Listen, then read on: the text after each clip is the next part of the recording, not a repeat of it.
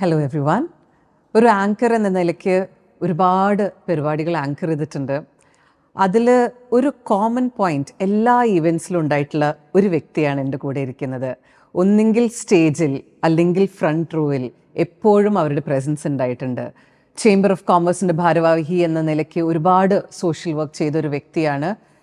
He has A very interesting journey from A doctor to an entrepreneur to a social worker. So let us welcome Dr. A.M. Sharif. നമസ്കാരം doctor. Doctor, ഞാനിപ്പോൾ ഇങ്ങനെ പറയുമ്പോൾ തന്നെ എല്ലാവരുടെ മനസ്സിലും ആദ്യം curiosity വരിക, ഡോക്ടർ A.M. ഷെരീഫ് ഒരു ഡോക്ടറാണ്, ഒരു ഡെന്റൽ സർജനിൽ നിന്ന് ഒരു ഓൺട്രപ്രണർ, ഒരു സോഷ്യൽ വർക്കർ. ആ ഒരു ട്രാൻസിഷൻ എങ്ങനെ വന്നു? അതിനുള്ളൊരു ഇൻസ്പിറേഷൻ അല്ലെങ്കിൽ മോട്ടിവേഷൻ എന്തായിരുന്നു? ബേസിക്കലി ഡെൻറ്റിസ്റ്റ് എന്നുള്ളത് എൻ്റെ ഒരു ചോയ്സ് ആയിരുന്നില്ല. ആ കാലഘട്ടത്തിൽ പാരൻസ് ആഗ്രഹിക്കുക തൻ്റെ മകൻ ഡോക്ടറായിരിക്കണം എന്നുള്ളതാണ്. ആ രീതിയിൽ പുഷ് ചെയ്ത് അങ്ങനെ ഡോക്ടറായതാണ്. ഡോക്ടറായ ശേഷം 27 ഇയേഴ്സ് ഞാൻ പ്രാക്ടീസ് ചെയ്തിട്ടുണ്ട്. ഈ 27 ഇയേഴ്സിൽ മേയറും എം പിയും എം എൽ എമാരും ഫിലിമിലുള്ള ആൾക്കാരൊക്കെ ഞാൻ എൻ്റെ പേഷ്യൻ്റ് ആയിട്ടുണ്ടായിട്ടുണ്ട്. എന്തൊക്കെ ചെയ്താലും അതെനിക്കൊരു സാറ്റിസ്ഫാക്ഷൻ കിട്ടുന്നില്ല. പിന്നെ നേരത്തെ പറഞ്ഞ പോലെ ചേംബർ ഓഫ് കോമേഴ്സും അതുപോലെ ഞാൻ ഒരു മെർക്കൻ്റൽ കോപ്പറേറ്റീവ് ബാങ്കിൻ്റെ RBI ലൈസൻസ് ബാങ്കിൻ്റെ വൈസ് ചെയർമാനായിരിക്കുമ്പോൾ എൻ്റെ മനസ്സിൽ തോന്നിയത് ഏറ്റവും വിഷമിക്കുന്നതും കഷ്ടപ്പെടുന്നതും അവരാരും സഹായിക്കാനില്ലാത്ത ഒരു കമ്മ്യൂണിറ്റി ഉണ്ടെന്ന് പറഞ്ഞാൽ അത് ബിസിനസ് കമ്മ്യൂണിറ്റിയാണ്. അവരാണ് ഈ നാടിനെ പിടിച്ചു നിർത്തുന്നത്. ജോബായാലും ശരി, ടാക്സ് കൊടുത്താലും എല്ലാ രീതിയിലും. ഇവിടെ എന്തുകൊണ്ടോ അവരെ സഹായിക്കാൻ ഒരാളില്ല എന്നുള്ളൊരു വിഷമം അന്ന് തൊട്ട് തോന്നിയിട്ടുണ്ട്. അതോടൊപ്പം എനിക്ക് തോന്നുന്നത് ഞാനൊരു ബിസിനസ്സുകാരനായിരിക്കാം, അതായിരിക്കും ആ ഫീലിംഗ് പെട്ടെന്ന് എൻ്റെ പുറത്ത് കയറി വന്നത്. അങ്ങനെ ഞാൻ വിചാരിച്ചു എന്നുള്ള കാലങ്ങളിൽ എനിക്കിഷ്ടമുള്ള, ഞാൻ താല്പര്യപ്പെടുന്ന ഒന്ന് സഹായിക്കാനാണ്. ക്ലിനിക്കിലുണ്ടാകുന്ന സമയത്ത് തന്നെ ഒരു കോൾ മതി, ഞാൻ ആ ക്ലിനിക്കിൽ നിന്ന് ഓടിപ്പോവും, എന്തെങ്കിലും ഒരു കാര്യം അറിയാം. അതാണ് ഞാൻ എൻജോയ് ചെയ്തത്. അത് ഞാനൊരു പാഷനായിട്ടും എടുത്തു. അങ്ങനെയാണ് ഞാൻ ഒരു ഓൺട്രപ്രണർ ആവുന്നത്. ഓൺട്രപ്രണർ ആയ ശേഷം പിന്നെന്ത് എന്ന ചോദ്യത്തിനാണ് എന്തെങ്കിലുമൊക്കെ കമ്മ്യൂണിറ്റിക്ക് പിന്നെയും ചെയ്യണമെന്നുള്ള രീതിയിലാണ് സോഷ്യൽ വർക്കറായിട്ട് ഇന്ന് എനിക്ക് ചെയ്യാൻ പറ്റുന്ന രീതിയിൽ ഞാൻ ചെയ്യാൻ ആഗ്രഹിക്കുന്നതും ചെയ്തുകൊണ്ടിരിക്കുന്നതും. Very interesting. 27 വർഷം ഒരു ഡെന്റിസ്റ്റായിട്ട് പ്രവർത്തിച്ചിട്ടുണ്ട്. അതിനുശേഷമാണ് ഓൺട്രപ്രണർഷിപ്പും പിന്നെ അതിലുപരി സോഷ്യൽ വർക്കിലേക്ക് കയറിയത്. Very interesting story. അപ്പോൾ ഡോക്ടർ ഇപ്പോൾ പല ഓർഗനൈസേഷൻസിൻ്റെ ഭാഗമാണ്. അതിലൊന്നാണ് BNI. BNIയിലെ ഡോക്ടർ എനിക്ക് തോന്നുന്നു ഒരു 1600+ ഓൺട്രപ്രണേഴ്സിനെ മാനേജ് ചെയ്യുന്നുണ്ട്. അതും ഒരു ഇൻഡസ്ട്രി സെക്ടർ മാത്രമല്ല, വിവിധ ഇൻഡസ്ട്രി സെക്ടേഴ്സിലുള്ള ബിസിനസ്മെൻ ഓൺട്രപ്രണേഴ്സ് ഉണ്ട്. അപ്പോൾ അതിൻ്റെതായ ഒരു എക്സ്പീരിയൻസും എക്സ്പോഷർ ഉണ്ടാവും. അല്ലാതെ തന്നെ ഈ പറഞ്ഞ പോലെ ഒരുപാട് ഓർഗനൈസേഷൻസിൻ്റെ ഭാഗമായിട്ടുള്ള ഒരു എക്സ്പീരിയൻസ് ഡോക്ടർക്ക് ഇത്രയും വർഷമായിട്ടുണ്ടാവും. കേരളത്തിൽ ബിസിനസ്സുകാർ അല്ലെങ്കിൽ ഓൺട്രപ്രണേഴ്സ് ഫേസ് ചെയ്യുന്ന ഏറ്റവും വലിയ ചാലഞ്ച് ഡോക്ടർക്ക് എന്തായിട്ടാണ് തോന്നിയിട്ടുള്ളത്?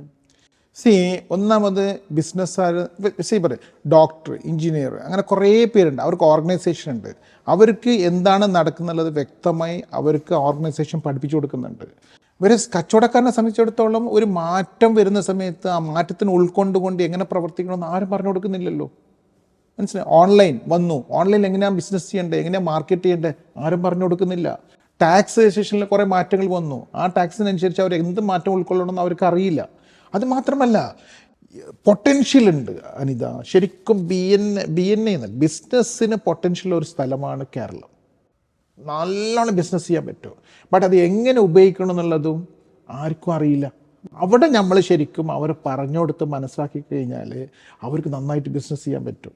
ഇപ്പം ഞാൻ പറയട്ടെ, 27 വർഷമായിട്ട് ഡെൻറ്റിസ്റ്റ് ചെയ്യുന്ന സമയത്ത് എപ്പോഴും ഞാൻ പോസിറ്റീവാണ്.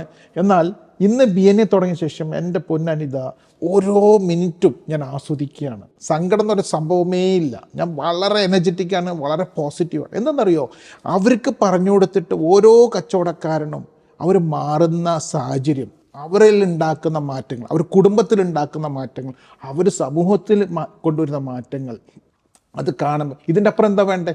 അപ്പം ശരിക്കും എന്താണോ ഞാൻ എൻ്റെ ആശയം എൻ്റെ മനസ്സിലുണ്ടായിരുന്നത് അത് അക്ഷരാർത്ഥത്തിൽ ഇന്ന് കച്ചവടക്കാർക്ക് അത് ഉണ്ടാവും എന്ന് പറയുമ്പോൾ ഉള്ളൊരു സന്തോഷം ജീവിതത്തിൽ എനിക്കുള്ള ദൈവാനുഗ്രഹമായിട്ടാണ് ഞാൻ കാണുന്നുള്ളൂ. ശരിക്കും ഒരാളുടെ ലൈഫ് നമുക്ക് ഇമ്പാക്റ്റ് ചെയ്യാൻ പറ്റുക എന്ന് പറയുന്നത് വലിയൊരു സാറ്റിസ്ഫാക്ഷൻ ആണ് അല്ലെ, ഒരു സന്തോഷമാണ് തരുന്നത്. അപ്പോൾ ഒരുപാട് ജീവിതങ്ങളാണ് ട്രാൻസ്ഫോം ചെയ്തുകൊണ്ടിരിക്കുന്നത്. ബിസിനസ് കാര്യത്തിൽ മാത്രമല്ല അല്ലെ, പേഴ്സണൽ ലൈഫിലും ഒരുപാട് ട്രാൻസ്ഫോർമേഷൻസ് നടക്കുന്നു, അത് കമ്മ്യൂണിറ്റിയിലും ഇമ്പാക്റ്റ് ചെയ്യുന്നു. ഇപ്പോൾ ഡോക്ടർ പറഞ്ഞു നമ്മുടെ നാട്ടിലെ ബിസിനസ്സുകാർക്ക് അല്ലെങ്കിൽ ഓൺടർപ്രണേഴ്സിന് ഒരുപാട് ലാക്ക് ഓഫ് നോളജ് ഉണ്ട് എങ്ങനെ ബിസിനസ് മുന്നോട്ട് കൊണ്ടുപോകണം എന്നുള്ളത്. അപ്പോൾ ഇപ്പോൾ ടാക്സേഷൻസിൻ്റെ കാര്യം പറഞ്ഞു. നമ്മുടെ കേരളത്തിൽ ഗവൺമെൻറ്റിൻ്റെ റോൾ എന്താണ് തോന്നുന്നത്? What is the role of the government in developing entrepreneurs in Kerala? നമ്മൾ ഒരു പാർട്ടിനെയോ ഒരു ഗവൺമെൻറ്റിനെ കുറ്റപ്പെടുത്തുന്നതല്ല, ബട്ട് ഓവറോൾ നോക്കുന്ന സമയത്ത് അവരുടെ സഹായ സഹകരണങ്ങൾ വളരെ കുറവാണ്. കാരണം ഗവൺമെൻറ്റിൻ്റെ ഭാഗത്തു നിന്ന് എന്നെ ഒരുപാട് കാര്യങ്ങൾ, ഞാൻ പറയട്ടെ സിമ്പിളായിട്ട് പറയും, MSME എന്ന് പറയുന്നൊരു ഡിപ്പാർട്ട്മെൻ്റ് ഉണ്ട്, ഗവൺമെൻറ് സെക്ടർ ഉണ്ട്. ബട്ട് ഞാൻ ഇന്ന് ചോദിക്കട്ടെ, എത്ര കച്ചവടക്കാർക്ക് MSME എന്താണെന്നറിയാം? MSMEൻ്റെ ബെനിഫിറ്റ് എന്താണെന്നറിയാം? അതിൽ രജിസ്ട്രേഷൻ ചെയ്ത് കഴിഞ്ഞാൽ എന്തൊക്കെ മെച്ചമുണ്ട്, എന്തെങ്കിലും ഗുണങ്ങളുണ്ട് ആർക്കും അറിയില്ല. ഒരു കച്ചവടക്കാരനും അറിയില്ല, അതറിയാൻ അവർക്കും സാധിക്കുന്നില്ല. എന്ന് വേണ്ട, ഞാൻ അവിടെ പോയി ചോദിച്ചാൽ, ആ ഉദ്യോഗസ്ഥരോട് പോയി ചോദിച്ചാൽ അവർ അത് കറക്റ്റായിട്ട് പറഞ്ഞു കൊടുക്കുന്നുമില്ല. അപ്പോൾ ഈ രീതിയിലുള്ള, പിന്നെ ഒന്നെന്താ പറയുമോ, സർക്കാരൊക്കെ തോന്നുന്നത് കൊള്ളയടിക്കുന്ന രീതിയില്ല. കച്ചവടക്കാരല്ലേ, അവരുടെ അടുത്ത് ഡൊണേഷൻ വാങ്ങിക്കുക, അവർക്ക് ടാക്സ് ഇട്ട് കൊടുക്കുക എന്നല്ല. അതിൽ നിന്ന് മാറ്റമായിട്ട് അത് സമൂഹത്തിൻ്റെ ഭാഗമാണെന്നും അത് ഗവൺമെൻറ്റിൻ്റെ ഭാഗമാണെന്നും അവരെ നന്നായ രീതിയിൽ പ്രോത്സാഹിപ്പിച്ചാൽ എന്നും സർക്കാരിന് ഒരുപാട് ഗുണങ്ങൾ കിട്ടുന്ന രീതിയിൽ തിരിച്ചറിഞ്ഞാൽ സർക്കാർ ഒരുപാട് കാര്യങ്ങൾ ചെയ്തു തരാൻ സാധിക്കും. അപ്പോൾ ശരിക്കും സർക്കാർ ഇവരെ ശരിയായ രീതിയിൽ സപ്പോർട്ട് ചെയ്താൽ അതിനനുസരിച്ചുള്ള ഒരു ഗ്രോത്ത് നമ്മുടെ ഇക്കണോമിക്ക് ഉണ്ടാവും. 100%. അനിത, ഇപ്പം നമ്മളിപ്പോൾ പറയുകയാണെങ്കിൽ 1600 പേര് പറഞ്ഞു. എത്ര പേര് ഇപ്പോൾ GST ടാക്സ് അടക്കാൻ തുടങ്ങി? കാരണം അവർക്ക് ബിസിനസ് കൂടിയല്ലോ. എത്ര പേര് ഇൻകം ടാക്സ് അടക്കാൻ തുടങ്ങി? എത്ര പേര് TDS അടക്കാൻ തുടങ്ങി? നിങ്ങൾക്കറിയോ, ഈ BNA തുടങ്ങിയത് കൊണ്ട് സർക്കാരിന് ഒരുപാട് നേട്ടങ്ങൾ മാത്രമേ ഉള്ളൂ. അത്രയും ആൾക്കാർ, മുൻകാലങ്ങളില്ലാത്ത ആൾക്കാർ ഇന്ന് ടാക്സ് അടക്കാൻ തുടങ്ങി. പിന്നെ ഒരു കാര്യം കൊണ്ടുണ്ട്, നേരത്തെ ചോദ്യത്തിന് ഇൻഡിവിജ്വലായിട്ട് എനിക്കൊന്നും ചെയ്യാൻ പറ്റൂല. ഈ ടാക്സ് നിയമങ്ങൾ കാര്യങ്ങൾ എനിക്കറിയില്ല, എനിക്ക് മാർക്കറ്റിംഗ് അറിയില്ല, എനിക്ക് ഓൺലൈൻ ബിസിനസ് അറിയില്ല. ബട്ട് BNA വരുമ്പോൾ എന്താണെന്ന് അറിയോ, ഇതെല്ലാം BNA ഉണ്ട്. പഠിക്കാൻ, ഉൾക്കൊള്ളാൻ, പഠിപ്പിച്ചു കൊടുക്കാൻ, മെൻറ്റർ ചെയ്യാൻ, ഗൈഡ് ചെയ്യാൻ ഒരുപാട് ആൾക്കാർ BNA അകത്തുള്ളതുകൊണ്ട് തന്നെ ഒരു വ്യക്തി വന്നാൽ അത് വ്യക്തിയല്ല, ഒരു ടീമാണ്, ഒരു കോർപ്പറേറ്റ് കമ്പനിയാണ്. അവനിക്ക് എന്തൊക്കെ ആവശ്യമുണ്ടോ അതൊക്കെ BNA ഉണ്ട്.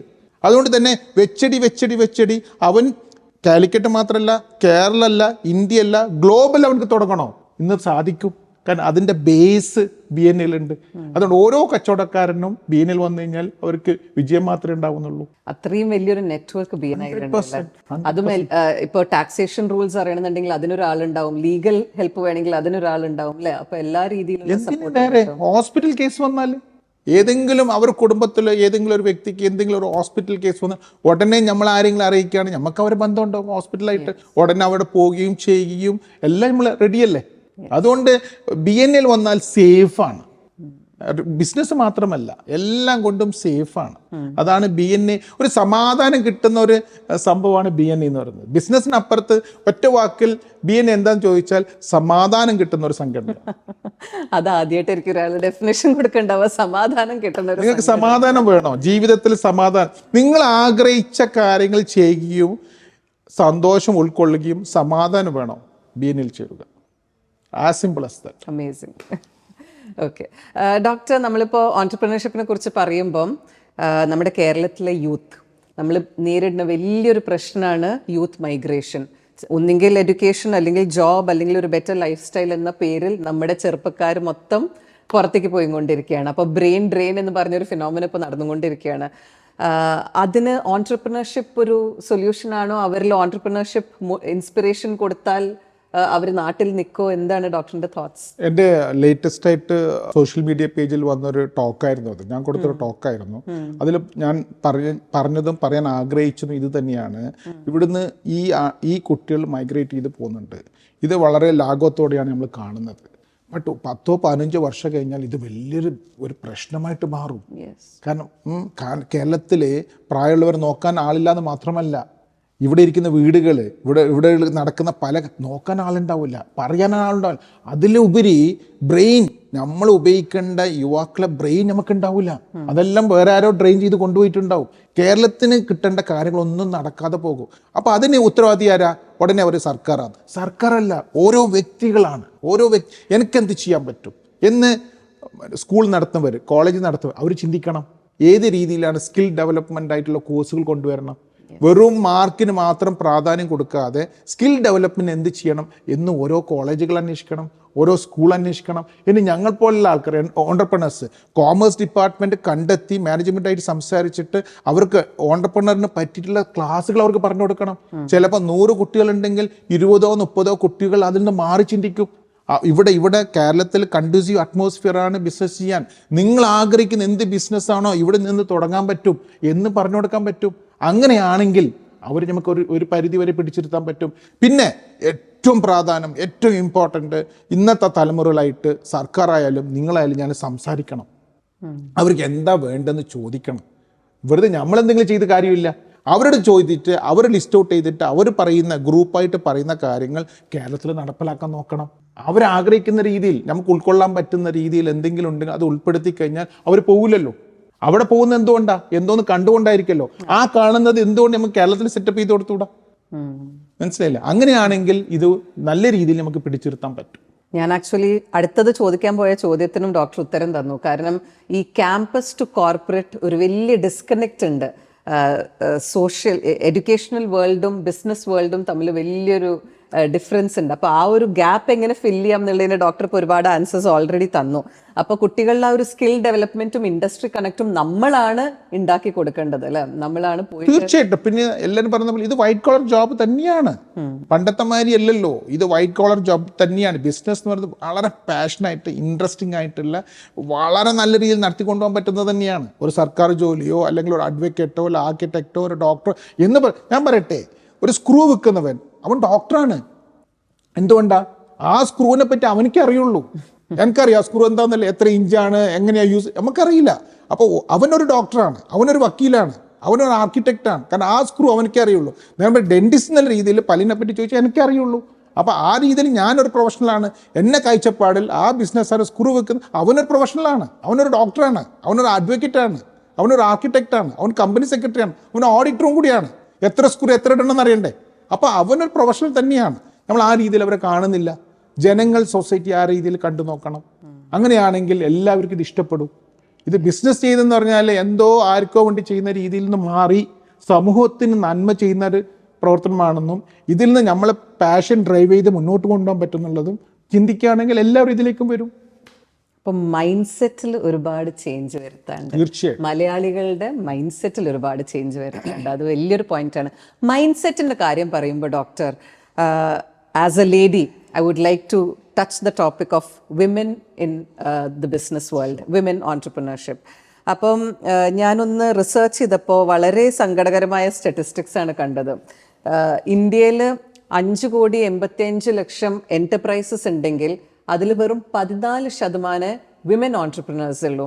അപ്പോൾ വളരെ മോശമായ ഒരു പെർസെൻറ്റേജും സങ്കടവും തോന്നിയ നമ്പർ കണ്ടപ്പോൾ. അപ്പോൾ എങ്ങനെ നമുക്ക് വിമൻ ഓൺട്രപ്രണേഴ്സിനെ മോട്ടിവേറ്റ് ചെയ്യാൻ പറ്റുക, അവരെ മുന്നോട്ട് കൊണ്ടുവരാൻ പറ്റുക, അവരെങ്ങനെ എൻകറേജ് ചെയ്യാൻ പറ്റുക? ഇതുവരെ ചോദിച്ചതിൽ നിന്ന് ഏറ്റവും ഇഷ്ടപ്പെട്ടൊരു ചോദ്യമാണ് നിങ്ങൾ ചോദിച്ചത്. കാരണം കാലഘട്ടത്തിൽ ഏറ്റവും ആവശ്യമുള്ളതായിട്ടുള്ള ഒരു കാര്യം ഞാൻ പറഞ്ഞുതരാം. സ്ത്രീകളെ ബിസിനസ്സിൽ ഉൾപ്പെടുത്തി കഴിഞ്ഞാൽ ഇന്ത്യ വിജയിക്കും. കാരണം അത്രമാത്രം കഴിവുള്ളവരും പ്രാപ്തരുമാണ്. മനസ്സിലായല്ലേ? നമ്മളെ ബിസിനസ്സിൽ സ്ത്രീകളും കൂടെ ഇൻവോൾവ് ചെയ്തിട്ടുണ്ടെങ്കിൽ ആ ബിസിനസ് വേറെ ലെവലിലേക്ക് പോകും. കാരണം ഒന്ന്, അവർക്ക് ഒരു സമയത്ത് തന്നെ പല കാര്യങ്ങൾ ചെയ്യാൻ പറ്റുന്നവരാണ്.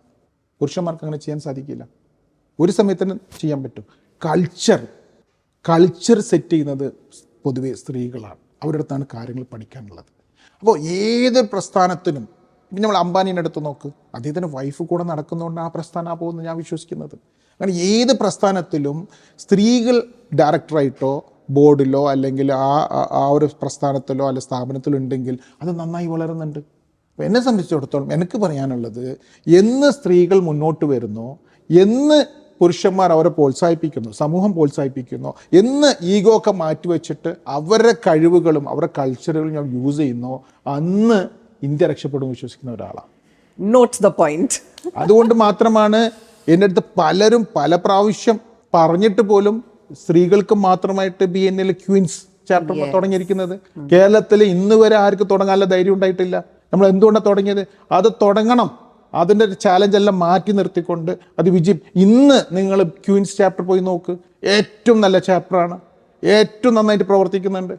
ഞാൻ പറയാം, ഈ രീതിയിലാണ് പോകുന്നുണ്ടെങ്കിൽ കാലിക്കറ്റിൽ വലിയ ഇമ്പാക്റ്റ് ഉണ്ടാക്കാൻ സാധിക്കും എന്നുള്ളതാണ് എൻ്റെ ഉറച്ച വിശ്വാസം.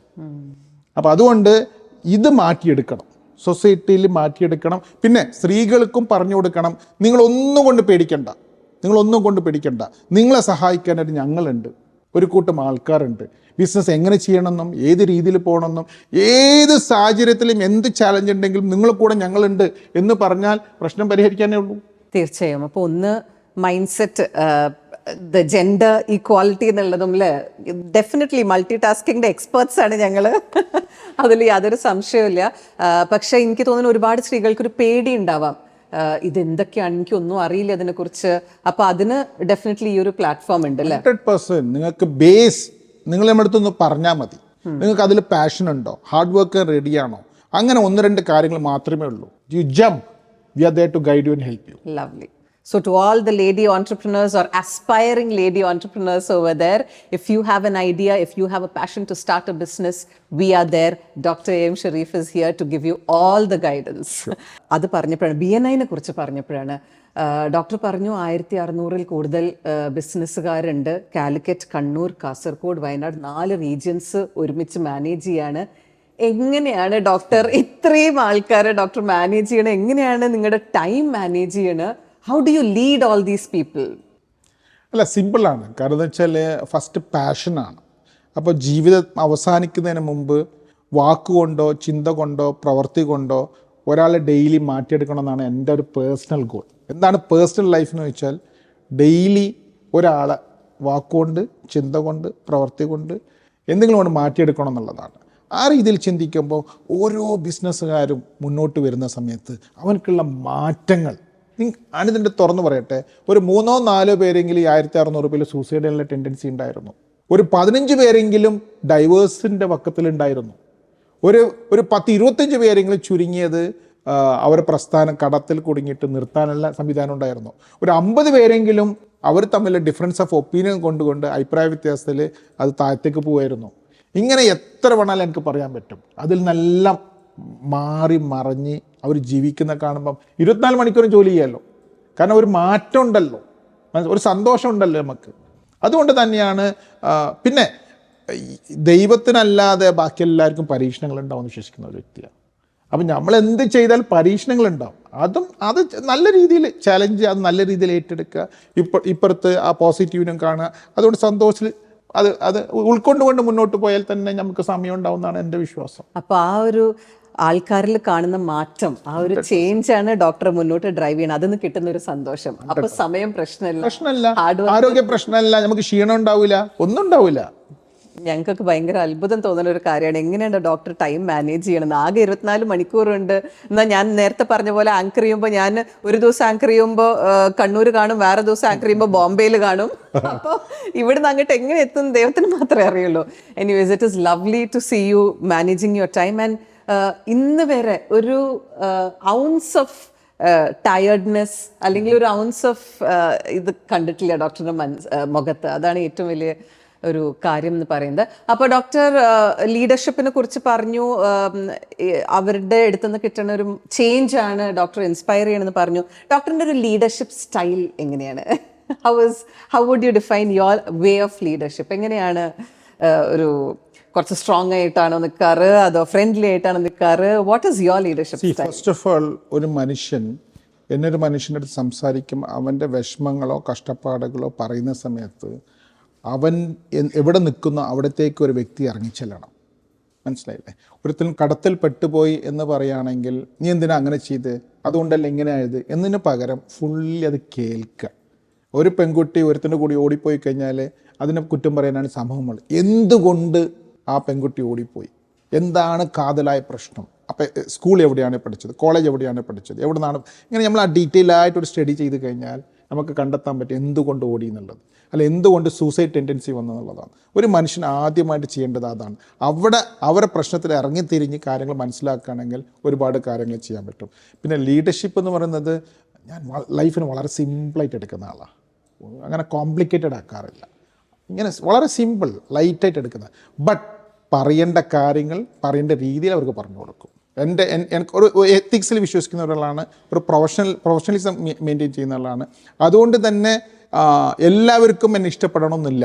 അങ്ങനെ പലരും പറയാറുണ്ട്, എല്ലാവർക്കും എന്നെ ഇഷ്ടപ്പെടും. ഞാൻ ആരും സോപ്പിംഗ് ആണോ അല്ലെങ്കിൽ ആ രീതിയിലൊന്നും എനിക്ക് ഇഷ്ടപ്പെടാറില്ല.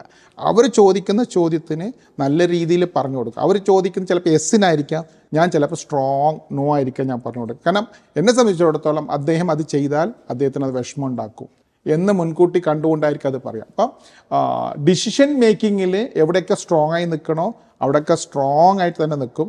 ബട്ട് ഏത് അറ്റം വരെ നമ്മൾ ആവശ്യം സൊസൈറ്റിക്ക് ആവശ്യമുണ്ടോ ആ അറ്റത്തിൽ താഴെ വരെ പോകാനും ഞാൻ റെഡിയാണ്. ലവ്ലി. അപ്പോൾ എക്സലൻറ്റ് ഡിസിഷൻ മേക്കിംഗ്, ഫ്ലെക്സിബിൾ അല്ലേ? Flexible, very flexible, adaptable to change. And ഡോക്ടറുടെ ഒരു രീതിയുണ്ട്, ആ ഒരു എത്തിക്കൽ വേ ഉണ്ട്, ഡോക്ടറിന്റെ പ്രിൻസിപ്പിൾസ് ഉണ്ട്, ഡോക്ടറിന്റെ മോറൽ വാല്യൂസ് ഉണ്ട്. അതിന് അങ്ങോട്ടും ഇങ്ങോട്ടും മാറുന്ന പരിപാടിയില്ല. അതിന് ആരെങ്കിലും ഒഫൻഡഡ് ആയാലും കുഴപ്പമില്ല, അത് പ്രശ്നമല്ല, അതിൽ നമുക്ക് ഒരു സങ്കടവും ഇല്ല. Lovely. So that is your style of leadership. ഓൺടർപ്രണേഴ്സിന് അവരുടെ കമ്പനിയിലേക്ക് കുറേ ആൾക്കാരെ റിക്രൂട്ട് ചെയ്യാനുണ്ടാവും. ഡോക്ടർ ഒരാളെ റിക്രൂട്ട് ചെയ്യുമ്പോൾ അവരിൽ നോക്കണ ബിഗ്ഗസ്റ്റ് ക്വാളിറ്റി എന്താണ്? Okay, very good question. See, first of all ആ വ്യക്തിനെ എന്തിനാണ് റിക്രൂട്ട് ചെയ്യുന്നത് ഞാൻ മനസ്സിലാക്കും. ഞാൻ പേപ്പറിലെടുത്തിട്ട് എഴുതും. ഇന്നാൾ വന്നാൽ ഇപ്പം അനിതിനെയാണ് റിക്രൂട്ട് ചെയ്യുന്നുണ്ടെങ്കിൽ അനിത ചെയ്യേണ്ട കാര്യങ്ങൾ, എനിക്ക് ആവശ്യമുള്ള കാര്യങ്ങൾ എന്താണെന്ന് എഴുതും. ഞാൻ ഒരിക്കലും സോഷ്യൽ മീഡിയയിൽ നിന്ന് അവിടെ നിന്നും പിടിച്ചെടുക്കില്ല. എല്ലാം എഴുതിയിട്ട് ആ പേപ്പർ അനിതൻ്റെ കയ്യിൽ തരും. അത് ഞാൻ ചോദിക്കും, അനിത ഈ മോൾ പറഞ്ഞ കാര്യങ്ങൾ എനിക്ക് ചെയ്യാൻ പറ്റുമോ ഇല്ലെന്ന് ചോദിക്കും. മനസ്സിലായില്ലേ? അത് ഭയങ്കര ഡിഫറെന്റ് ആണല്ലോ, ഇതുവരെയായിട്ടും കാണാത്തൊരു രീതി. I am an HR professional, അപ്പോൾ ഇത് നമ്മൾ കണ്ടിട്ടില്ല. അപ്പോൾ ഞാൻ എനിക്ക് എന്താണോ നിങ്ങൾ വന്ന് ചെയ്യേണ്ടതെന്നുള്ള ഞാൻ നിങ്ങളെ കറക്റ്റായിട്ട് പറയും. അങ്ങനെ അത് കറക്റ്റായിട്ട് നിങ്ങൾക്ക് ഉൾക്കൊള്ളാൻ പറ്റുമോ എന്നുള്ളത് നോക്കും. അതിനുശേഷം അത് മാറ്റി വെച്ചുകൊണ്ട് ആ ജോബ് പ്രൊഫൈലിന് സൈക്കോളജിക്കലായിട്ടുള്ള നിങ്ങൾക്ക് ചെയ്യാൻ പറ്റുമോ ഇല്ലെന്നുള്ള ടെസ്റ്റ് പോലെ കുറച്ച് ചോദ്യങ്ങൾ ഞാൻ ചോദിക്കും. കുറേ ചോദ്യങ്ങളും ചോദിക്കില്ല, ആ ജോബായിട്ട് ബന്ധപ്പെട്ടുകൊണ്ട് കുറച്ച് ചോദ്യങ്ങളും ചോദിക്കും. ഇത് രണ്ടും ഓക്കെ ആണെങ്കിൽ അവർ കൊണ്ട് തന്നെ എഴുതിപ്പിക്കും. മേൽ പറഞ്ഞ കാര്യങ്ങൾ എനിക്ക് ബോധ്യപ്പെട്ടിട്ടുണ്ടെന്നും ആ ബോധ്യപ്പെട്ടതിൻ്റെ അടിസ്ഥാനത്തിൽ ഞാൻ ചെയ്യും, അതിന് മേൽ പറഞ്ഞ ശമ്പളം ഞാൻ വാങ്ങിക്കാൻ തയ്യാറാണ് എന്ന് അവർ കൊണ്ട് തന്നെ ഒപ്പിട്ട് തരും. എന്നിട്ട് ഇപ്പം ലൈറ്റ് ഓഫ്, AC അതൊക്കെ ഓഫ് ചെയ്ത് പോകേണ്ടത് അവരുടെ ഡ്യൂട്ടി ആണെങ്കിൽ ഇൻ കേസ് അവർ ഓഫ് ചെയ്യാതെ പോയാൽ നെക്സ്റ്റ് ഡേ വന്ന് ഞാൻ ചോദിക്കും പോയിന്റ് നമ്പർ 5 എന്തുകൊണ്ട് ചെയ്തില്ല എന്ന്. അപ്പം ലൈറ്റെന്ന് ഞാൻ ചോദിക്കില്ല, പോയിന്റ് നമ്പർ 5 ചോദിക്കുള്ളൂ. അപ്പോൾ അവർ അത് അറിഞ്ഞിരിക്കണം 5 എൻ്റെതാന്നുള്ളത്. അങ്ങനെ ഡെയിലി അപ്പോൾ അവർ ആ 20 പോയിന്റോ 15 പോയിന്റോ അവർക്ക് ഓർമ്മയിലുണ്ടെങ്കിൽ അവരത് ഡെയിലി ചെയ്തിരിക്കും. അല്ലെങ്കിൽ ഞാൻ നമ്പർ ചോദിക്കുന്നുള്ളത് അവർക്കറിയാം. മനസ്സിലായില്ലേ? അങ്ങനെ നമ്മളൊരു സ്റ്റാഫിനെ എടുത്തു കഴിഞ്ഞാൽ ഇതെന്താ സംഭവിക്കുന്നത് അറിയോ? ഇവിടെ ഏതെങ്കിലും ഒരു ഷോപ്പിൽ അല്ലെങ്കിൽ ഏതെങ്കിലും കോർപ്പറേറ്റ് കമ്പനിയിൽ വലിയൊരു സാലറിക്ക് ഒരാൾ അവിടെ നിൽക്കുന്ന സമയത്ത് അവരെ നമ്മൾ ഇങ്ങോട്ടേക്ക് പൊക്കും. അത് കാർ ഡീലേഴ്സ് ആയിരിക്കാം അവിടെ ജോലി ചെയ്തുകൊണ്ടിരുന്നത്. ഇവിടെ ശരിക്കും പ്ലംബിംഗ് മെറ്റീരിയൽ ആയിരിക്കാം. അദ്ദേഹത്തിനെ കൊണ്ടുവന്ന് ഇവിടെ കൊണ്ടുവന്നിട്ടിട്ട് 1.5 പകരം 2 ലക്ഷം ശമ്പളം കൊടുത്താൽ ഇത് നടക്കൂല. അദ്ദേഹത്തിൻ്റെ എക്സ്പീരിയൻസും എക്സ്പെർട്ടൈസും ആ ഒരു മാർക്കറ്റിലാണ്, ഇവിടെ അല്ല, നടക്കൂല. അപ്പം നമ്മളെ സംബന്ധിച്ചിടത്തോളം ആരാവശ്യമുണ്ടെന്ന് തെളിവ് കോർപ്പറേറ്റ് കമ്പനികളും അല്ലെങ്കിൽ ആ പ്രസ്ഥാനങ്ങളും അവർക്കുണ്ടെങ്കിൽ you will get a right staff. അനിതിനടുത്തൊരു കാര്യം പറയട്ടെ, ഞങ്ങൾക്കൊരു 6 സ്റ്റാഫുണ്ട്, 6-7 സ്റ്റാഫുണ്ട്. അനിതക്ക് ക്യാമറ മുമ്പ് ഞാൻ ബെറ്റ് വെക്കുകയാണ്, എൻ്റെ ഒരു സ്റ്റാഫിന് നിങ്ങൾ എത്ര ശമ്പളം വേണമെങ്കിലും കൊടുത്തോളൂ, എടുക്കുകയാണെങ്കിൽ 5 ലക്ഷം റുപ്യ ഞാൻ തരും. They won't come out. They won't come out. You're sure? 100% challenge ചെയ്യണം. ബിക്കോസ് നമ്മൾ എന്താ ചെയ്യേണ്ടത്, അവർക്കൊരു വാല്യൂ കൂടെ കൊടുക്കണം. അവരൊരു സാലറി മാത്രമല്ല, അവർക്കൊരു വാല്യൂ കൊടുക്കണം, അവർക്കൊരു വിശ്വാസം കൊടുക്കണം. എന്തിനും ഏതിനും ഈ സ്ഥാപനം എൻ്റെ കൂടെ ഉണ്ടാവും. മനസ്സിലായില്ലേ? ഏത് കാര്യത്തിനും എൻ്റെ കൂടെ ഉണ്ടാവും എന്നുള്ളതും അവർ നമ്മൾ പ്രൊമോട്ട് ചെയ്യും, അവർക്ക് ട്രെയിൻ ചെയ്യും, അവർ നെക്സ്റ്റ് ലെവലിൽ കൊണ്ടുപോകും. അവർ ചോദിക്കാതെ തന്നെ നമ്മൾ സാലറി കൊടുക്കും, അവർ ചോദിക്കാതെ തന്നെ അവർ പാരൻസിനെ പറ്റി അന്വേഷിക്കും, അവർക്ക് എന്തെങ്കിലും ഒരു ബുദ്ധിമുട്ട് വന്നാൽ അവർ വീട്ടിലേക്ക് നമ്മൾ ചെല്ലും എന്നുള്ളൊരു വിശ്വാസം വന്നാൽ പിന്നെ അവർ പോകില്ല. അവർക്ക് വേണ്ടതൊരു വിശ്വാസമാണ്, പിന്നെ പഠിക്കാനുള്ള കാര്യങ്ങളാണ്, അതിനപ്പുറമാണ് സാലറി. ഇങ്ങനെ നിങ്ങളുടെ സ്റ്റാഫിനെ കൊണ്ട് നടക്ക്, നിങ്ങൾക്ക് ഒരു സ്റ്റാഫ് നിങ്ങളെ വിട്ടു പോകില്ല. കാരണം നമ്മൾ എന്തിനാണോ എടുക്കുന്നുള്ളത് കറക്റ്റ് അറിയണം. അതിന് മാറിയെടുക്കുമ്പോഴാണ് അവർക്കത് വർക്ക് ചെയ്യാൻ ചെയ്തപ്പോൾ അവർക്കൊരു വിഷമം ഉണ്ടാവും. ബട്ട് കറക്റ്റായിട്ട് സെലക്ട് ചെയ്യും, പിന്നെ അവരെ നന്നായിട്ട് കൊണ്ട് നടക്കുകയും ചെയ്യുകയാണെങ്കിൽ 100% പോകില്ല. ഞാൻ പറഞ്ഞില്ലേ, ആർക്ക് എത്ര മുതലാളിമാർക്ക് അല്ല എത്ര ഡയറക്ടേഴ്സിന് പറയാൻ പറ്റും 5 ലക്ഷം റുപ്യ ക്യാമറയുടെ മുമ്പിൽ വെച്ചിട്ട്? ആർക്കും ധൈര്യം ഉണ്ടാവില്ല. Nobody. നെക്സ്റ്റ് 6 മന്ത്സിലേക്ക് അവർ പോകില്ല. Wow. നിങ്ങൾ എന്നെ പറയാണ് 1 ലക്ഷം നിങ്ങൾ 50 ലക്ഷം കൊടുത്തോക്ക് മാറൂല, വരൂല. That's amazing confidence. അതിന് കുറച്ച് ഗട്സ് വേണം, അത്രയും ധൈര്യത്തിൽ പറയണമെന്നുണ്ടെങ്കിൽ. അപ്പോൾ ഡോക്ടർ പറയുന്നത് നമുക്കൊരു ജോബ് എളുപ്പം ഫസ്റ്റ് അതിലേക്ക് റൈറ്റ് ഫിറ്റ് ആയ ഒരാളെ എടുക്കണം. ഒരു proper job responsibilities, job description നമ്മൾ വെറുതെ എഴുതി വെച്ച പോരാ പേരിന്, അവർ കൃത്യമായിട്ട് അറിയും വേണം അല്ലേ? ഓരോ പോയിന്റ്സും അവർ കൃത്യമായിട്ട് അറിയണം, എന്നാലും അവർക്ക് അതിലേക്ക് വർക്ക് ചെയ്യാം. ശരിക്കും പറയാൻ സിമ്പിളായിട്ട് പറയുകയാണെങ്കിൽ എൻ്റെ സ്റ്റാഫിനെ കാണുന്ന സമയത്ത് എൻ്റെ മനസ്സിൽ എന്ത് ചിന്തയാണുള്ളത് അവരവരെ കണ്ണിലുണ്ടാവണം.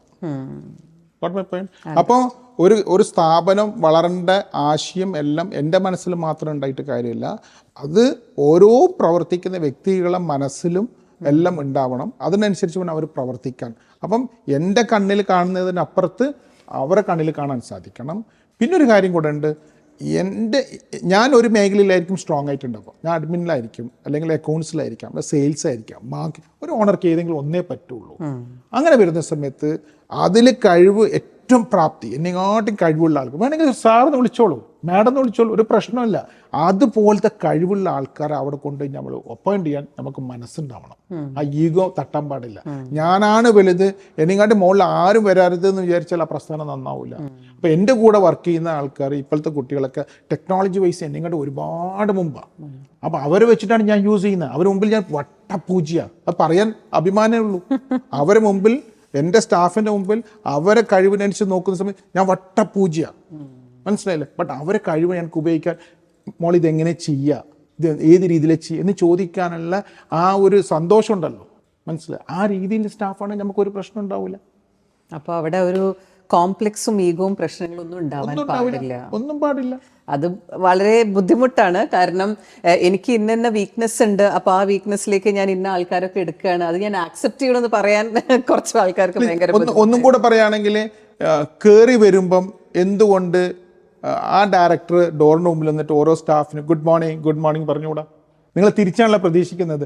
ഓരോ സ്റ്റാഫും കയറി വരുമ്പോൾ ഓണർ അടുത്ത് പോയിട്ട് ഗുഡ് മോർണിംഗ് പറയുന്നുള്ളതാണ് പ്രതീക്ഷിക്കുന്നത്. എന്തിനാ ആ കൾച്ചർ സെറ്റ് ചെയ്യുന്നത്? നിങ്ങൾ വാക്ക് ദ ടോക്ക് ആവുക. നിങ്ങൾ അവിടെ നിന്നിട്ട് ഗുഡ് മോർണിംഗ് പറയുക, ഒരു റൗണ്ട് എല്ലാവരുടെ അടുത്തും പറയും ഗുഡ് മോർണിംഗ്, അതിന് നിങ്ങളെ ക്യാബിനിൽ ഇരിക്കുക, അങ്ങനെ ചെയ്ത് നോക്ക്. Very out of the box thinking. അപ്പോൾ this is a tip for all the entrepreneurs, all the businessmen, all the leaders. നിങ്ങൾ അങ്ങോട്ടും റെസ്പെക്ട് കൊടുക്കുക അല്ലേ, അങ്ങോട്ടും കെയർ കൊടുക്കുക, ഇങ്ങോട്ട് മാത്രം പ്രതീക്ഷിച്ച പോരാ. അവരെ കഴിവുകൾ നമ്മൾ അംഗീകരിക്കുക.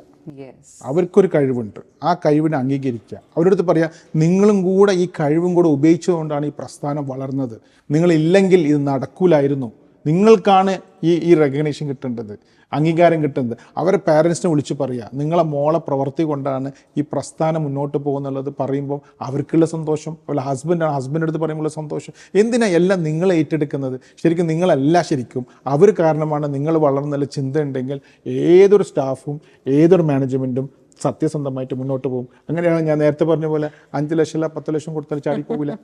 അപ്പോൾ അതിൽ power of delegation is very important. പക്ഷെ എനിക്ക് ഏറ്റവും ക്ലിക്കായൊരു പോയിന്റ്, എൻ്റെ മനസ്സിൽ കാണുന്ന വിഷൻ എൻ്റെ എംപ്ലോയീസിലും ഉണ്ടാവും എന്നുള്ളത്. അപ്പോൾ ഒരു ലീഡറിന് മാത്രമല്ല കമ്പനി എങ്ങോട്ട് പോകണം എന്ന് അറിയേണ്ടത്, അത് ഈച്ച് ആൻഡ് എവറി എംപ്ലോയിക്ക് ആ ഒരു ഐഡിയ വേണം. Every employee should know about it. That's A very important point. Thank you doctor. നമ്മളത് പറയുമ്പോഴാണ് എല്ലാവരും ഡോക്ടർ ഒരു മെൻറ്ററായിട്ട്, ഒരു ഗൈഡായിട്ട്, ഇപ്പോൾ നമ്മൾ BNI എടുക്കുകയാണെങ്കിലും ഇത്രയും ഓൺട്രപ്രണേഴ്സ് ഡോക്ടർ ഒരു ബിസിനസ് മെൻറ്റർ മാത്രമായിട്ടല്ല, അവരുടെ പേഴ്സണൽ ലൈഫിലും ഒരുപാട് അഡ്വൈസ് ഡോക്ടർ കൊടുക്കുന്നുണ്ട്. അപ്പോൾ ഡോക്ടർ ഒരുപാട് ആൾക്കാർക്ക് മെൻറ്ററാണ്. ഡോക്ടർക്ക് ആരെങ്കിലും മെൻറ്റർ ആയിട്ടുണ്ടോ? Is there anybody that you have as your person of inspiration, as your mentor or guide, or you just follow your instincts? അങ്ങനെ ഒരാൾ ഉണ്ടാവണമെന്ന് ആഗ്രഹിക്കുന്നുണ്ട്. എൻ്റെ ഉപ്പ പോലും, ഉപ്പാൻ്റെ അടുത്ത് പോയി ചോദിക്കുമ്പോൾ എൻ്റെ ഉപ്പ പറഞ്ഞത്, നിൻ്റെ മനസ്സിൽ എന്താണ് തോന്നുന്നത് നീ ചെയ്തോളൂ, അല്ലെങ്കിൽ അവൻ്റെ അടുത്തൊന്നും പറഞ്ഞു കൊടുക്കേണ്ട ആവശ്യമില്ല, അവൻ നോക്കി ചെയ്തോളൂ എന്ന്. ഇങ്ങനെ 1-2 ലീഡേഴ്സിൻ്റെ അടുത്ത് പോയിട്ട് ഞാൻ ഈ കാര്യങ്ങൾ പറയുമ്പോഴും അവർ പറഞ്ഞത് അത് നിങ്ങൾക്ക് മനസ്സിലാവും, നിങ്ങൾ നോക്കി ചെയ്തോളൂ. അപ്പോൾ ഒരു ദൈവാനുഗ്രഹം തോന്നുന്നുണ്ട് അനിത. കാരണം എന്ന് വെച്ചാൽ എന്ത് കാര്യം വരുമ്പോഴും അത് ഇങ്ങനെയാണ്, അത് അങ്ങനെയാണ് നല്ല മനസ്സിൽ തന്നെ വരും. അത് ഞങ്ങൾക്ക് തോന്നുന്നു ദൈവം നല്ല കാര്യം ചെയ്യുമ്പം തിരിച്ച് ദൈവം തരുന്നതായിരിക്കണം. അതേപോലെ ഓരോരുത്തരും വരുന്ന സമയത്ത് ഒരാളെ കാര്യമല്ല വേറെ. ഇപ്പം ചാപ്റ്റർ തന്നെ കണ്ണൂർ കൾച്ചറല്ല കാലിക്കറ്റ് കൾച്ചറല്ല കാസർഗോഡ് കൾച്ചറല്ല വയനാട്. പിന്നെ ചാപ്റ്റർ വൈസ് എടുക്കുകയാണെങ്കിൽ ഒരു ചാപ്റ്ററിൽ പറയേണ്ട അതേ ടോപ്പിക്ക് 40 ചാപ്റ്ററിലാണ്, 40 രീതിയിലാണ് ഞാൻ പറയുക. അവരെ കാര്യങ്ങൾ മനസ്സിലാക്കിയിട്ട് അവർ നമ്മൾ മെൻറ്റർ ചെയ്യുന്ന സമയത്ത് അവർക്ക് നല്ല ഇമ്പാക്റ്റ് ഉണ്ടാക്കുന്നുണ്ട്. അതുപോലെ ആരെങ്കിലൊക്കെ പഠിച്ചൊന്ന് തരുമായിരിക്കും എന്നും മെൻറ്റർ ചെയ്യാനൊക്കെ. ഡോക്ടർ ഭയങ്കര ഹംബിളായിട്ട് ഗോഡ് ഗിവൻ എന്നൊക്കെ പറയണം, അതൊരു കഴിവ് തന്നെയാണ്. ഇങ്ങനെ ഇൻസ്റ്റിങ്ച്വലായിട്ട് ആൾക്കാരോട് കാര്യങ്ങൾ പറയാൻ പറ്റുക, അവർക്ക് മെൻറ്റർഷിപ്പും ഗൈഡൻസും കൊടുക്കാൻ പറ്റുക എന്ന് പറയുന്ന ഒരു വലിയ കഴിവ് തന്നെയാണ്. ഡോക്ടർ ജീവിതത്തിൽ സക്സസ് മാത്രമല്ലല്ലോ, ഫെയിലിയേഴ്സും ആർക്കായാലും ഉണ്ടായിട്ടുണ്ടാവും, ഡോക്ടർക്കും ഉണ്ടായിട്ടുണ്ടാവും എന്ന് വിചാരിക്കുന്നു. How do you overcome failures or how do you face failures in life? ചിലപ്പോൾ ഇതിൻ്റെ സക്സസ് എന്ന് പറയുന്നത് എത്രയോ പ്രാവശ്യം ജീവിതത്തിൽ ഇരുന്ന് പോയിട്ടുണ്ട്. സ്കൂൾ പഠിക്കുന്ന കാലത്ത് മെഡിക്കൽ കോളേജിൽ എനിക്ക് ആ കോഴ്സിനോടുള്ള വെറുപ്പ്, അതിനുശേഷം പിന്നെ ലൈഫിൽ വലിയൊരു ചാലഞ്ച് വന്നു, എല്ലാം നഷ്ടപ്പെട്ടു പോയി, ലോകമെല്ലാം കൈവിട്ടു പോയി എന്നുള്ളൊരു സംഭവം എൻ്റെ ജീവിതത്തിലുണ്ടായിരുന്നു. ശരിക്കും പറഞ്ഞാൽ നിലത്തിരുന്നു പോയി. ഇനി ചിന്തിക്കുമ്പോൾ ഇനി എന്താണെന്നുള്ളത് നോക്കുമ്പോൾ ഫുട്പാത്തിൽ ഇരിക്കുക എന്നുള്ളതാണ്, വേറെ വഴിയില്ല, ബാങ്ക് ബാലൻസ് ഇല്ല, ഒന്നുമില്ലാതൊരു സാഹചര്യം എനിക്കുണ്ടായിട്ടുണ്ട്. അപ്പം ഒറ്റ ചിന്ത എൻ്റെ മനസ്സിൽ വന്നിട്ടുള്ളൂ, മുകളിൽ നോക്കുമ്പം പടച്ചോൻ സ്ട്രോങ് ആയിട്ടുണ്ട്, പടച്ചോൻ ഞാനും ബന്ധം വിട്ടിട്ടില്ല. രണ്ടാമത്തെ ചോദ്യം, നീ എന്ത് ചെയ്തുകൊണ്ടാണ് നിനക്കിത് സംഭവിച്ചു എന്നുള്ളൊരു ചോദ്യം സ്വയം ചോദിച്ചു. നീ ഒരു തെറ്റും ചെയ്തിട്ടില്ല എന്നുള്ള ആ ഒരു ആൻസറും കൂടെ 100% തിരിച്ചു വന്നു. പിന്നെ എണീറ്റിട്ട് ചുമര് 4 അടി അടിച്ച് എന്നിട്ട് പറഞ്ഞു, എന്നെ ഞാൻ എങ്ങനെയാണോ ജീവിക്കാൻ ആഗ്രഹിക്കുന്നത് അതുപോലെ ഞാൻ ജീവിച്ചിരിക്കും എന്നുള്ള ഒറ്റ ജസ്റ്റ് ഒന്ന് എണീറ്റതാണ്. അത് എനിക്ക് തോന്നുന്നു പടച്ചോൻ്റെ അനുഗ്രഹം. അന്ന് തൊട്ട് ഞാൻ വിചാരിച്ചു ഞാൻ വിജയിച്ചടങ്ങുള്ളൂ. ആര് പറഞ്ഞാലും കേൾക്കില്ല, ദൈവം ഷെരീഫ് 2 പേര് പറഞ്ഞാൽ അതിൻ്റെ അപ്പുറം ഞാൻ ഒന്നും കേൾക്കില്ല. ഞാൻ മുന്നോട്ട് പോയി. അന്ന് തുടങ്ങിയൊരു യാത്ര ഇന്ന് ഈ രീതിയിലേക്ക് എത്തിയിരിക്കുന്നതെന്ന് പറയുമ്പോൾ അത് ദൈവത്തിൻ്റെ അനുഗ്രഹം തന്നെയാണ്. അതുകൊണ്ട് എനിക്ക് പറയാനുള്ളത്, ജീവിതത്തിൽ ചാലഞ്ചസ് ഉണ്ടാവും 100%. പ്രത്യേകിച്ച് ഉയരത്തിലേക്ക് എത്തുന്ന സമയത്ത് നിങ്ങൾ പല രീതിയിലുള്ള പരീക്ഷണങ്ങളുണ്ടാവും. ഒന്നും പേടിക്കണ്ട. ക്ഷമയോടെ ഒന്ന് ഇരിക്കുക, ഒന്ന് ചിന്തിക്കുക, എന്നിട്ട് വഴി എന്താണെന്ന് നോക്കുക. പഴയത് വഴിയൊന്നും ഓർക്കണ്ട. അതിലപ്പുറത്ത് ഇത് ഓവർകം ചെയ്ത് എങ്ങനെ മുന്നോട്ട് പോകും. പിന്നെ ഒരിക്കലും ഒരു ദിവസം കൊണ്ട് ഇത് വിജയിക്കാൻ പറ്റില്ല. ചിലപ്പോൾ കഠിനാധ്വാനം വേണ്ടി വരും, ചിലപ്പോൾ ചിന്ത മാറ്റിമറിയേണ്ടി വരും, ചിലപ്പോൾ ജീവിതത്തിൻ്റെ ശൈലി തന്നെ മാറ്റേണ്ടി വരും. എന്ത് ചെയ്താലും ശരി 6 മാസം കൊണ്ട് നിങ്ങൾ വിജയിച്ചിരിക്കും. അതുകൊണ്ട് ഒന്നും പേടിക്കേണ്ട ആവശ്യമില്ല. പോസിറ്റീവ് മൈൻഡ് സെറ്റാണത്. ആ മൈൻഡ് സെറ്റ് മാറ്റിയെടുത്തു കഴിഞ്ഞാൽ 100% വിജയിക്കും. നമ്മുടെ അടുത്ത് വരുന്നൊരു കുഴപ്പമെന്ന് വെച്ചാൽ, ആരാണ് അത് ചെയ്തത് അതിന് പോക്കുക, കേസിൻ്റെ പുറകെ പോവുക, അല്ലെങ്കിൽ നാളടുത്ത് പറഞ്ഞു നടക്കുക. അത് കാരണം എൻ്റെ ജീവിതം പോയി. ചിലവർ പറയണ്ടേ, എൻ്റെ അച്ഛനമ്മൻ അങ്ങനെ ആയതുകൊണ്ട് എൻ്റെ ജീവിതം പോയി, ഞാൻ കോഴിക്കോട് ആയതുകൊണ്ട് എൻ്റെ ജീവിതം പോയി. അങ്ങനെയൊന്നും പറയേണ്ട ആവശ്യമില്ല. ഏത് സാഹചര്യമാണെങ്കിലും പഠിച്ച് ഉൾക്കൊണ്ട് മൈൻഡ് സെറ്റ് മാറ്റുകയാണെങ്കിൽ ജീവിതത്തിൽ മുന്നേറാൻ പറ്റും. അപ്പോൾ എല്ലാം നഷ്ടപ്പെട്ട് സ്ക്വയർ 1-ലിരുന്നിട്ടും സാഹചര്യത്തെ കംപ്ലെയിൻ ചെയ്തില്ല അല്ലേ? ഇത് കാരണമാണ് എൻ്റെ ജീവിതം ഇങ്ങനെയായത്, അത് കാരണം. കൂടുതൽ ആൾക്കാരും അതാ ചെയ്യുക. പിന്നെ ഉയർത്തെഴുന്നേൽക്കാൻ കുറച്ച് ബുദ്ധിമുട്ടായിരിക്കും. എന്നാലും അത് ഭയങ്കര ഇൻസ്പയറിംഗ് ആയിട്ടുള്ളൊരു സ്റ്റോറി തന്നെയാണ്. That you also had such A massive problem, challenge in life, and you came out of that. അപ്പോൾ അതിന് വിൽ പവർ വലിയൊരു ഘടകം തന്നെയാണല്ലോ. ആ വിൽ പവർ വേണം. ആ വിൽ പവറാണ് എല്ലാവരുടെ എടുത്തും ഇല്ലാത്തൊരു സംഗതി. കാരണം ഒന്നുമില്ലാതെ ആയി പോയിട്ട് നമ്മൾ തിരിച്ചു വരണം എന്നുണ്ടെങ്കിൽ അത്യാവശ്യം നല്ല വിൽ പവർ വേണം. ഒരു ഘട്ടത്തിൽ വരുമാനം 0 മാത്രം. ആ മാസം എന്നെ കടന്നു പോകണമെന്നുണ്ടെങ്കിൽ 1,97,000 രൂപ വേണം, 2 ലക്ഷം റുപ്യൻ്റെ അടുത്ത് വേണമായിരുന്നു. വരുമാനം 0 ആയിരുന്നു. ഇന്ന് ഞാനത് തിരിച്ചു പിടിച്ചു. മനസ്സിലായില്ലേ? അപ്പോൾ അത് പറ്റും. ആരെങ്കിലും തെറ്റിയിട്ടില്ല, ആർക്കും പൈസ കൊടുക്കാതെ നിന്നിട്ടില്ല, എല്ലാം പറഞ്ഞ പോലെ എല്ലാ കാര്യങ്ങളും ചെയ്തിട്ടുണ്ട്. ബട്ട് ലൈഫിൽ കുറച്ച് മാറ്റങ്ങൾ വരുത്തി. ഞാൻ എൻജോയ് ചെയ്തിരുന്ന അല്ലെങ്കിൽ കാറ് വീട് എന്നൊക്കെ പറഞ്ഞതൊക്കെ നഷ്ടപ്പെട്ടു. ബട്ട് അതൊക്കെ കാലക്രമേണ തിരിച്ചു പിടിച്ചുകൊണ്ടിരിക്കുകയാണ്. അപ്പോൾ ഡോക്ടറിൻ്റെ ഈ എക്സ്പീരിയൻസ് എല്ലാം വെച്ചിട്ട് നമ്മുടെ കേരളത്തിലെ യങ് ഓൺടർപ്രണേഴ്സിന് എന്താണ് അഡ്വൈസ് കൊടുക്കാനുള്ളത്? ഒറ്റ കാര്യം പറയാനുള്ളൂ, നിങ്ങളെ മനസ്സിൽ നിങ്ങൾ ആഗ്രഹിക്കുന്ന കാര്യങ്ങൾ എന്താണെന്നുള്ളത് നിങ്ങൾ സ്വയം കണ്ടെത്താൻ പറ്റണം. അത് ഒന്ന് ചെയ്യേണ്ടത് പാരൻസാണ്, രണ്ട് ചെയ്യേണ്ടത് ടീച്ചേഴ്സാണ്. അവരുടെ ഡ്യൂട്ടിയാണ്. പാരൻസിൻ്റെയും ടീച്ചേഴ്സിൻ്റെയും ഡ്യൂട്ടിയാണ് ഒരു കുട്ടിക്ക് എന്താണെന്നുള്ളത് തിരിച്ച് പറഞ്ഞു കൊടുക്കുക എന്നുള്ളത്. എൻ്റെ അഭിപ്രായത്തിൽ പാരൻസോ ടീച്ചേഴ്സോ അത് പറഞ്ഞു കൊടുക്കുക ക്രിമിനൽ ഒഫൻസാണ് അവർ ചെയ്യുന്നത്. ക്രിമിനൽ ഒഫൻസാണ് അത് കണ്ടെത്താന്നുള്ളത്. ഇനി ഇത് രണ്ടും കണ്ടെത്തിയിട്ടില്ലെങ്കിൽ ആ ഒരു യൂത്ത് എന്താണെന്നുള്ളത് കണ്ടെത്തണം. അത് കണ്ടെത്തിക്കഴിഞ്ഞാൽ പിന്നെ എല്ലാം ഈസിയാണ്. പിന്നെ നമുക്ക് എന്ത് ചാലഞ്ചസ് വന്നാലും because your passion you are always involve. ഇപ്പം എന്നെ പോലെ തന്നെയാണ്, ഞാനൊരു പാഷനിൽ ഇൻവോൾവ് ആണ്. അതുകൊണ്ട് എന്ത് മെമ്പേഴ്സ് വന്നിട്ട് അല്ലെങ്കിൽ ആരെങ്കിലും വന്നിട്ട് ഇങ്ങനെയാണ് പ്രശ്നം അങ്ങനെയാണ് പ്രശ്നം എന്നൊക്കെ പറയുമ്പോൾ അതവിടെ കേട്ടെ, ഒരു മിനിറ്റ് ഇത് ചെയ്യട്ടെ, അതിനുശേഷം അങ്ങോട്ട് വരാം. അപ്പം നമ്മൾ സ്റ്റോപ്പ് ചെയ്യാനേ പറ്റുന്നില്ലായിരിക്കും. കാരണം എന്തുകൊണ്ടാണ്, നമ്മൾ ഡ്രൈവിൽ പോയിക്കൊണ്ടിരിക്കുകയാണ്, അത് നമ്മൾ എൻജോയ് ചെയ്യാണ്. മനസ്സിലായില്ലേ? അതുകൊണ്ട് നമ്മൾ അൺസ്റ്റോപ്പബിൾ ആണ് ശരിക്കും. കാരണം വി എൻജോയ്. ഇതാണ് ഓരോ യൂത്തും കണ്ടെത്തേണ്ടത്. മനസ്സിലായില്ലേ? അതിന് വേണ്ടിയിട്ട് ആരെങ്കിലും പറഞ്ഞു തരുമോ അല്ലെങ്കിൽ നിങ്ങൾ തന്നെ അത് കണ്ടെത്തണം. ഈവൻ റിസർച്ച് പറയുന്നത് ചില സമയത്ത് 40 years ആവും. നമ്മൾ 40 വയസ്സ് കഴിയുമ്പോഴാണ് നമുക്കൊരു തിരിച്ചറിവ് ഉണ്ടാവുക, നിൻ്റെ പ്രൊഫഷനോ നിൻ്റെ പാഷനോ ഇതെല്ലാം എന്നുള്ളത്. പിന്നെ ഓരോ പാഷൻ യൂത്തിനടുത്ത് പറയാനുള്ള ഓരോ പാഷൻ സെലക്ട് ചെയ്യുന്ന സമയത്തും അത് പ്രാക്ടിക്കലാണോ കൂടെ നോക്കണം. ചിലവർ പറയും എനിക്ക് ഡയറക്ടർ ആവാനാണ്, ഫിലിം എടുക്കാനാണ് ആഗ്രഹം. ബട്ട് അത് പെട്ടെന്ന് നടക്കുന്ന കാര്യങ്ങളല്ല. അത് പഠിച്ച് മുകളിലേക്ക് വരണം. അപ്പോൾ നിങ്ങൾ എടുക്കുന്നത് പ്രാക്ടിക്കലായിട്ട് അത് പറ്റുന്നതാണോ, അത് നിങ്ങളെ ഫാമിലി ബാക്ക്ഗ്രൗണ്ടിന് പറ്റുന്നതാണ്. ചിലവർക്കൊക്കെ ഫിനാൻഷ്യൽ സ്ട്രോങ് ആയിരിക്കാം. അപ്പോൾ ആ പാഷൻ ആ രീതിയിൽ ഡ്രൈവ് ചെയ്യാൻ പറ്റും. ചില പാഷൻ എടുക്കുന്ന സമയത്ത് അത് കൊണ്ടു നടക്കണമെങ്കിൽ വലിയൊരു എക്സ്പെൻസീവ് ആയിരിക്കാം. ബട്ട് ഫാമിലി ബാക്ക്ഗ്രൗണ്ട് അങ്ങനെ ആയിരിക്കില്ല. അപ്പോൾ അത് സെലക്ട് ചെയ്യുന്ന സമയത്ത് ഫിനാൻഷ്യലി കൾച്ചറലി നിങ്ങളെ സ്ഥലത്തിനനുസരിച്ച് പറ്റുമോ ഇല്ലെന്നും കൂടെ ഒന്ന് നോക്കുന്നത് നല്ലതായിരിക്കും. അപ്പോൾ വളരെ ഇമ്പോർട്ടൻ്റ് ആണ് സ്റ്റുഡൻസ് അവരുടെ പാഷൻ എന്താ, അവരുടെ സ്കിൽ എന്താന്നുള്ളത് കണ്ടുപിടിക്കുക, അതിനനുസരിച്ച് അവരുടെ കരിയർ കൊണ്ടുപോകുക എന്നുള്ളത്. അങ്ങനെയാണെങ്കിൽ അവർക്ക് വർക്ക് ചെയ്യാന്ന് തോന്നില്ല അല്ലേ? അല്ലെങ്കിലാണ് ഈ അയ്യോ രാവിലെ വർക്കിന് പോകണം ഓഫീസിന് പോകണം എന്നുള്ളൊരു ഫീല്. അത് മാത്രമല്ല, വീട്ടിൽ ചാലഞ്ച് നടക്കുമ്പോഴും അവരത് ബുദ്ധിമുട്ടുകൾ ഉണ്ടാക്കും. ഫാമിലി ലൈഫ് എന്തെങ്കിലും പേഴ്സണൽ പ്രോബ്ലം അത് ഇമ്പോർട്ടൻ്റ്. പാഷൻ ഉണ്ടെങ്കിൽ അതാണ് അയാൾ കൊണ്ടുനടക്കുന്നുണ്ടെങ്കിൽ അതൊക്കെ ചെറിയ കാര്യങ്ങളാണ്. ഇതാണ് നമ്മൾ ഡ്രൈവ് ചെയ്തുകൊണ്ടിരിക്കുക. Lovely. So follow your passion and life will be beautiful. 100%. Okay. Life will follow you. Life will follow you. Lovely.